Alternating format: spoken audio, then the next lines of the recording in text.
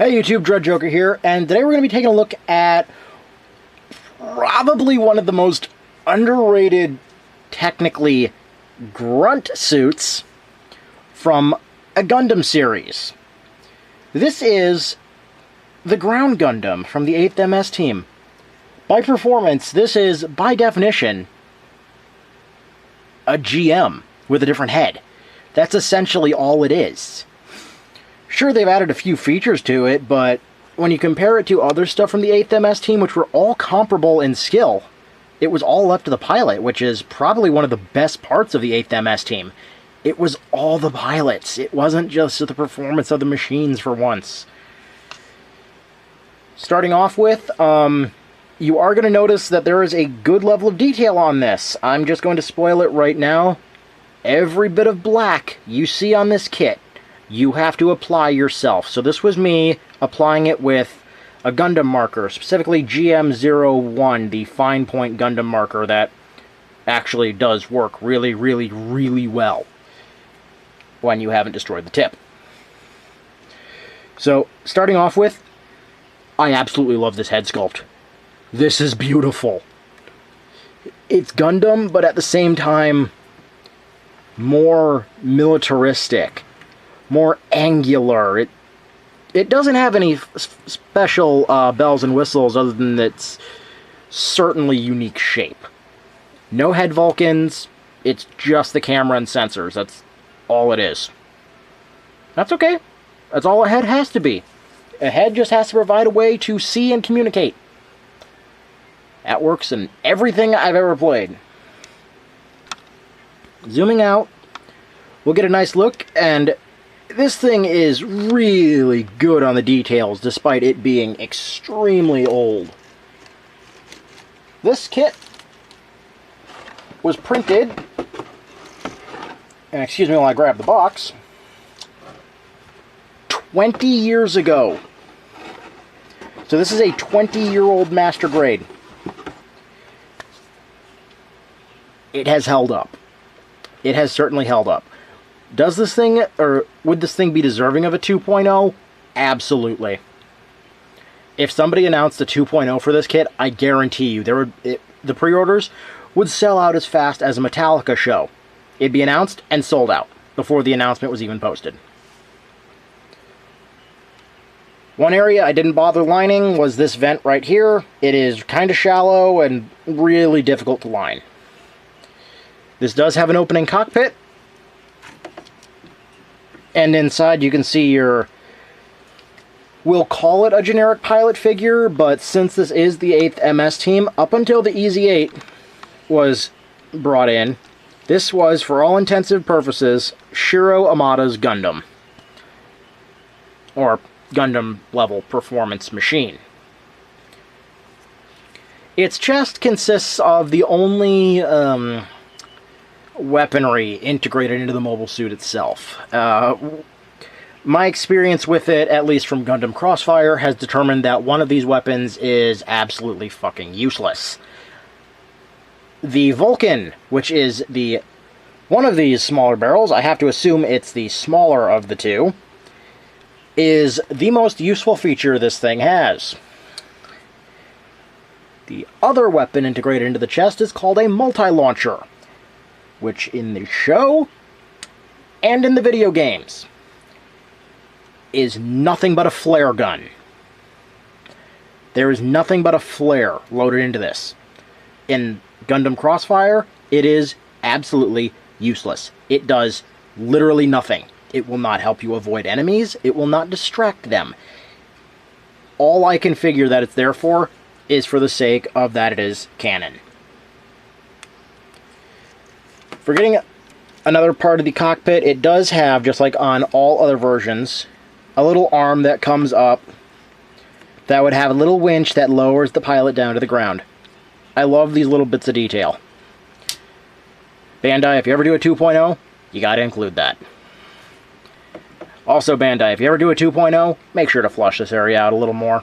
I'm just saying. This thing would deeply benefit from the same treatment you gave the EZ-8 with the pull-down mechanic there. So, getting down for the rest of the details. Again, red section there, black line, I had to apply that. Black lines everywhere, that was me. You would assume that the crotch would have a sticker or something. Nope. The only stickers on this entire kit are confined to the head, the weapons, and if you were so inclined and did not use dry transfers, the shield. That was it. That's why these kits are so amazing. Minimal usage of everything. And a near full inner frame.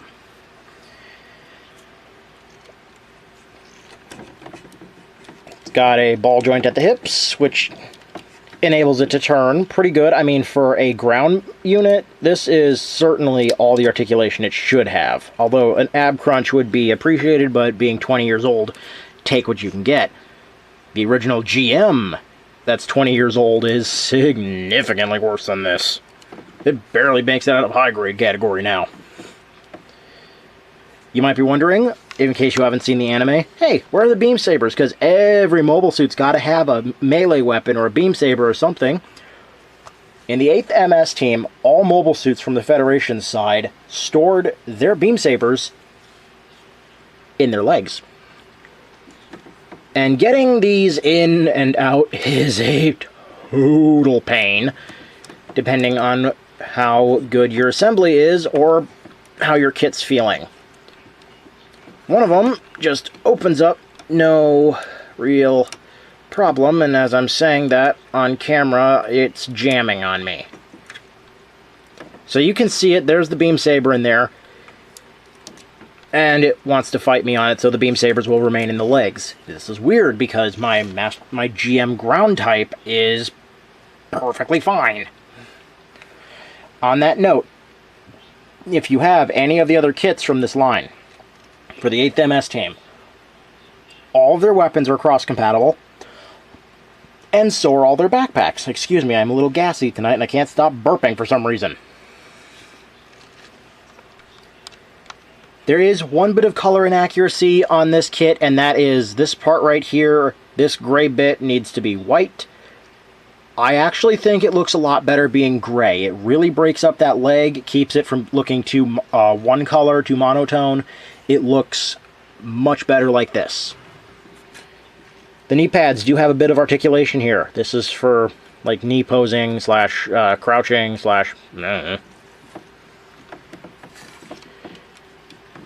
You've got a rocking hip mechanism, which is certainly different. I mean, they never really used this for much. Back in the day, though, this was the shit. So it was big to see anything that didn't just have paralyzed hips back in the day. There is one common complaint you will always hear about these kits, and that is the wrists. You're going to hear that, oh, they pop out a lot, or the hands just drop off. I am going to say there is some truth to this.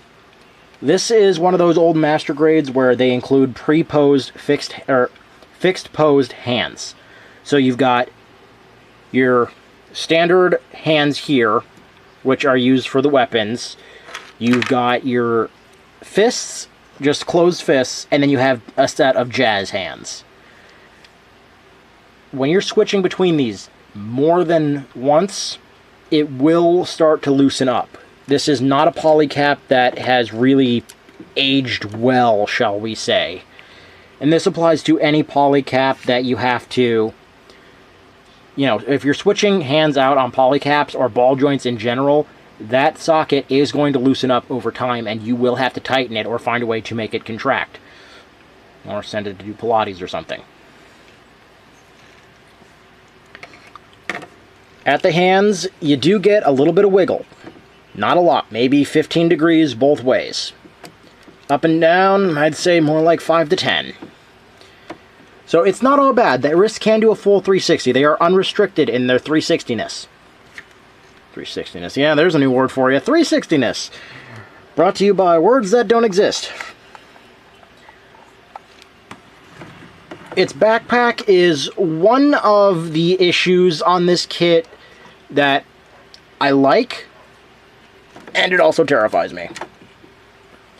Because to get this thing to go and work, number one, it all opens up with these clamps. Number two, it expands, and you have to pull these sections to where it feels like it's almost going to break. This is for one part. Because the Ground Gundam apparently started the backpack trend by giving you a backpack that in turn gets a backpack. I love this storage container. It's like you could put anything in here. Like Tic Tacs, little hand grenades, little poppers that you throw on 4th of July, anything.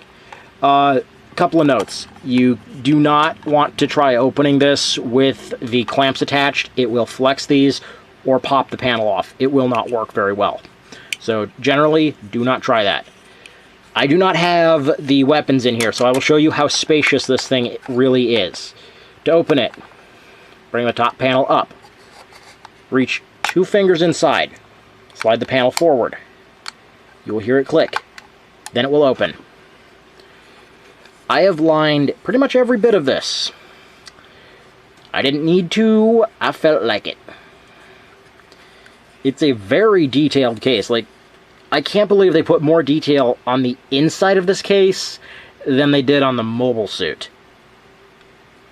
Weird. But this is a fairly spacious case. I mean, if you wanted to, you could shove the mobile suit's shield in here for whatever reason, in case it's just like, I don't want to carry it, but I still want to carry it. Let's just pull a Final Fantasy. If it's in your inventory and it's not equipped, hey, it doesn't weigh anything, I guess.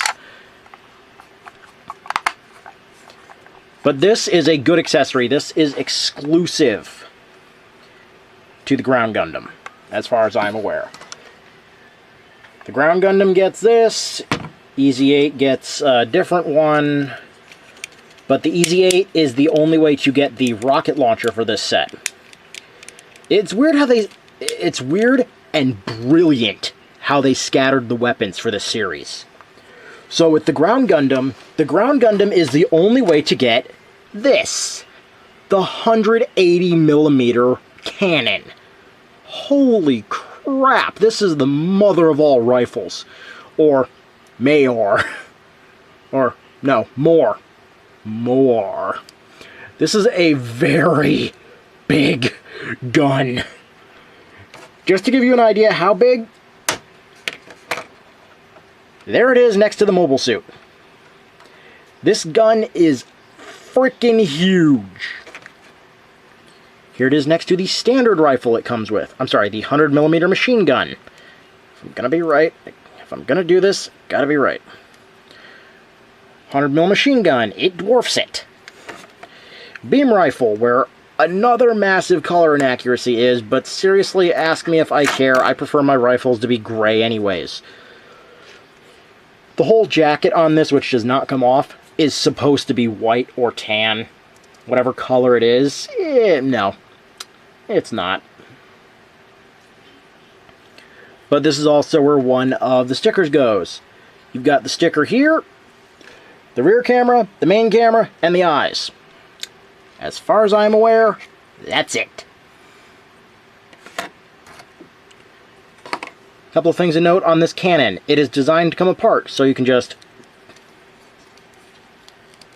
pull here, and it releases the handle, which leaves you with all of this. So, if you're an Armored Core fan or want to attempt to make a Master Grade EZSR, which, by the way, if you ever do that, please share your design notes. I would love to get my hands on them and attempt to build one myself. The EZSR was a very underrated mobile suit from Build Fighters. You can attempt to make it the side cannon, as they do give you this handle here, which will fit at least one type of polycap, and if not, you know, again, please share your design notes. Tell me how you can bridge this onto like a swinging hinge. I would love to do that. I am currently working on a custom mobile suit that my friend sent me, and seriously, dude, thank you. When that review comes up, it's going to be a bit of a different one, because I'm going to have to explain all my changes I did to it, because for the most part, it's all there. getting the backpack reconnected, and that's another thing with this line. All their backpacks cross-compatible, but the way they designed these weapons for these kits are brilliant to make you buy the whole line. So if you want the 180mm cannon, you gotta buy this kit. If you want the missile pod, you gotta buy the ground GM. If you want the sniper rifle, you gotta buy the ground GM or the GM sniper. If you want the if you want the energy tank, you gotta buy the GM sniper, which is also the only way to get the netting. And if you want the rocket launcher, you gotta buy the Easy 8. Bandai, seriously, you guys thought this way too through. I love you guys for that. Consequently, I also hate you guys for that, but that's neither here nor there. Because that is a brilliant marketing choice. That is a brilliant way to get people to buy the line. Getting into articulation now, the arms are ball jointed up here at the shoulders, which means you got really good flex. There is no ab crunch or shoulder crunch because of, you know, old school engineering, but you let that slide. There are screws in this kit. There's one here in the elbow, one here in the shoulder. On both arms. Excuse me, I keep burping. So, depending on how tight you get them, that's how tight these joints are. Outwards, really good outwards for, again, a 20-year-old kit. Keep that in mind. This thing is too good to be so rare. I picked this up from the USA Gundam store for about $34, and until they got it in stock, I was eyeing the one that was like $60 down at my collector's market. I was almost willing to pay it, because I wanted one of these way too badly. Now, being so old school, there is no action-based connector of any type on this, so if you want to get this airborne, which for a ground mobile suit, what? You will have to resort to the old clamp style, and even then, good luck. Elbows. No, let's go to biceps now. You've got a full rotation up here. Just be careful, it may want to fall off on you. Elbows, you've got 90 degrees, a little over 90 at the bottom joint. And one hell of a bend from all of them. That's almost a 180-degree bend. Seriously, Bandai thought this one through. This was probably the best Master Grade from 2000, bar none.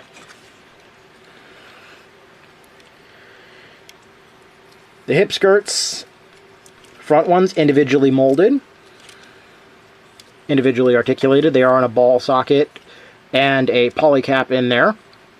Polycaps hold the hip skirts on. These can go up, they can rotate. They only go up as far as they need to because the hips do not go all the way out. You've also got removable ammo magazines for the machine gun, so you can act like it's reloading if you want to. Now for the legs. This is where some people's problems start with this kit. I don't call these a problem. I call these advanced for 2000. Because I'm going to compare everything to that Master Grade GM I have from 2000. I'm sorry, from like 98. They came a long way from that. So the top joint offers bend forward pretty good. First joint, not great. Bottom joint, significantly more for a grand total of 90. You know what? 90 for a 2000s kit, that's good. This is good for how old it is. This is a very, very interesting kit. Do I recommend this? Absolutely. Everybody should get their hands on one of these if possible. This is one of the best builds I have ever done. Just a bit of note on the head. When you are doing this polycapping here, do yourself a favor when you are assembling this head. Any head like this, put the polycap on the neck first, because when you're trying to get this thing back in, as you can see, there's really nothing in there to stop it from rotating. So take the polycap, put it on, because otherwise, as you're trying to get the head in there, sometimes it will attempt to rotate that cap, and you're just going to spend time getting frustrated, reinventing the English language, and please don't, that's my thing. But if you do that one little trick, it'll save you some headache. Hey, headache. Yeah, that was unintentional, but hey, it works. Getting this to hold its weaponry is... it's a chore. It's a challenge. There is some negotiation involved. And maybe a pay raise. Some weapons it holds better than others. So we'll start with the machine gun. There is a gap in these hands, unlike some of these other kits that you've seen from this era. You put the hand in, you close the bottom set of fingers, and you rotate the thumb in. In order to get this to actually aim straight, what you want to do is have it positioned with exactly like this, where you can see the handle of the gun is being braced by the square of the palm. This is the only way you're going to get this to hold it straight without using some kind of tack or tape or filler or otherwise. So unless you feel like just putting something in the hand and just keeping it there forever, it's going to be a little tricky to hold it. But once it's in the hand, as long as you don't bump it, it's fine. The beam rifle is another story because its center of gravity is longer. Because on this one, you can see, like, even though this one technically has more plastic, this one's just 3 pieces of plastic sandwiched together. Well, technically 4. Barrel tip. Barrel tip, this, and these 2 bits just sandwiched together. Very simple rifle, but simple works. Oh boy. Now getting him to hold this, and which is why I love these hands. Because the ground Gundam can straight up go weapons akimbo. So that's why this is one of my all-time favorite master grades, and this was one of my holy grail kits for a while. Then when I got 2 of it, I was like, yes! Now I want to buy more. And as you can see, getting it to hold the rifle is a bit harder because the handle is a little thinner, and it does have a rounded surface at the back of it, so it does kind of want to rotate out of the hand. Keep this in mind, otherwise you're going to have a bit of a bad day, and yeah, this is what we all wanted to see in the 8th MS team. Just one of these things running down with like 2 rifles, just going, come get some! Before, you know, getting its head blown off or getting shot in the knee, or spending time in maintenance. For the shield, you got 2 options. You can have it like this, where it can be on the arm, or you can pull this back, rotate this part here, and bring the handle down. And yes, I did just say handle, because if you come and take the rifle out of his hand and close up the hand ever so slightly to where he's kind of making it an O with his hand, you can take the shield and drop it in there, so he can actually hold the shield like a shield, if you so desire. Or you can undo all that, just flip this part around. Again, Bandai, you really designed the right shield here. If you do a 2.0, keep this shield. And it just plugs right into either of the arms. I love this thing. Not only do you have a short shield, which can double as any weapon you need it to be, you've got the nice little short guard. For the backpack, you've also got this little part here. This is just for storing the parts for the 100mm or the 180mm rifle. It's a chore. You also get this part. This is included in every version of the kit. The unfortunate part is only this kit can use it, because this part is designed to be put around the barrel of the cannon, then around the back bar of the shield to recreate that one pose where it was mounted on the ground. Again, really good design. You don't see this very often, and you might be wondering, oh yeah, I forgot, the handle here also moves. Again, awesome. You might be wondering, hey, how does this hold that rifle? Well, carefully for starters. Follow the same steps as previously stated to get it in the hand, and you would think it weighs a lot, but look at this. Let me zoom back out so you can actually see all this. It's actually holding this rifle because this rifle weighs next to nothing. And seriously, how terrifying would this be? Seeing one of these babies running at you, machine gun in one hand, essentially tank cannon in the other. That is terrifyingly awesome. Then, just for extra measure, it'd have its shield too. So let's just take that part off and slap it on the machine gun arm. Because this can have the shield on either arm, just like most early mobile suits from the Gundam animes and early master grades. By modern definition, this is a gigantic high grade. I don't care. This is one of the most fun kits you can ever get your hands on. I absolutely recommend this thing. So, if you have any questions, comments, concerns, please leave them down in the comments section below. If you have any kits you recommend that you want me to try looking into, again, leave those in the comments section below too. I'll be more than happy to get back to you. Thank you for watching. Have a nice day.